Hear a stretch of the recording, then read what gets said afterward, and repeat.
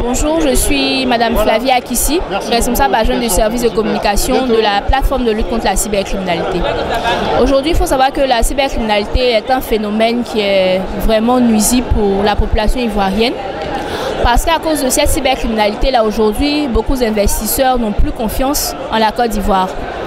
Mais heureusement pour nous, l'État ivoirien a mis en place une plateforme depuis 2011 qui est une plateforme collaborative entre l'autorité de régulation de Côte d'Ivoire, des télécommunications de Côte d'Ivoire et la direction générale de la police. Et elle fait partie de la direction de l'informatique et des traces technologiques, la DTT. Et donc pour pallier à ce phénomène-là, la DTT a mis en place des services, 3 grands services. Il y a le service de communication qui s'occupe de tout ce qui est multimédia, d'information, de sensibilisation sur nos supports de communication, qui sont notre page Facebook, notre site internet et notre page YouTube.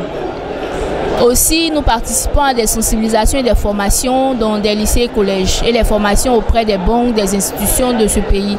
Nous avons même participé à des émissions radiophoniques sur Radio Espoir, Fréquence Vie. Et à côté de ça, il y a un service d'enquête qui est chargé de tout ce qui est infraction. Parce qu'aujourd'hui, quand il y a des infractions cybercriminelles, par exemple, ce qui est répandu aujourd'hui, les Orange Money, on appelle ça la fraude sur le porte-monnaie électronique. On vous appelle, par exemple, on vous dit, vous êtes monsieur Koulibaly et vous venez de recevoir 150 000 francs dans votre compte.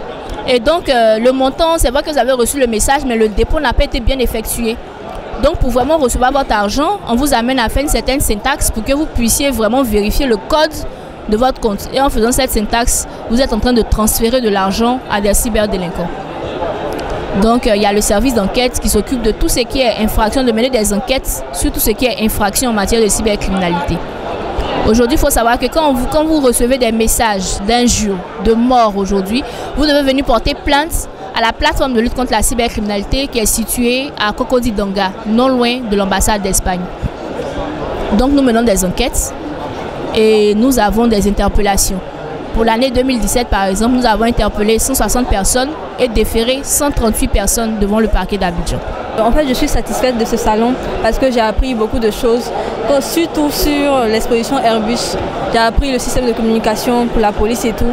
Et j'ai découvert beaucoup d'armes. J'ai eu l'opportunité de rentrer dans une on appelle ça le char en fait. Voilà, j'ai touché les armes et puis en fait je suis satisfaite. J'avais jamais vu ça d'aussi près. Je n'étais jamais rentrée en immersion dans le milieu de la police à ce point-là. Donc voilà, je suis satisfaite. Bon, ça nous a permis de découvrir plein de choses en matière de sécurité. Nous avons découvert plein d'armes et puis nous ont montré aussi des vêtements militaires sur quoi nous pouvons compter, en tout cas pour être en bonne sécurité. Et bien sûr, il y a plusieurs choses, il y a plusieurs matériels militaires ici. Et vraiment, nous sommes contents d'être ici. Moi, je suis très heureux pour cette chaîne d'Afrique. Elle nous a permis de découvrir plusieurs armes, plusieurs types d'armes, comme par exemple des taforts qu'on ne voyait pas.